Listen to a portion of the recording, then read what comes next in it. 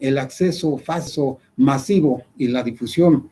de los acervos documentales. Entonces, nos preguntan también que si una vez digitalizados los acervos documentales se puede proceder a la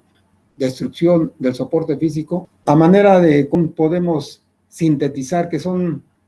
las funciones esenciales del archivo histórico, las de difundir sus acervos documentales a través de foros, a través de ponencias, a través de exhibiciones, cualquier recurso que nos permita precisamente dar a conocer la importancia de nuestros acervos documentales. Permitir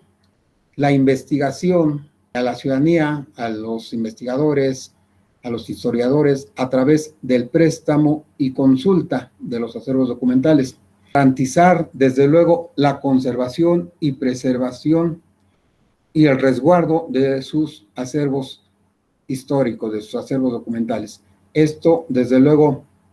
tendrá que garantizarse a través de los recursos tecnológicos, también garantizar a través de normas de procedimiento cómo los vamos a recibir precisamente cuando hayan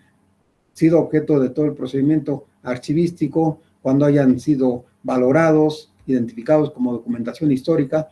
y cuando el sujeto obligado no cuente con los recursos, con los medios puestos para la implementación de su archivo histórico. En esas circunstancias, el Archivo General del Estado, desde luego que está en la disposición de recibir los acervos documentales.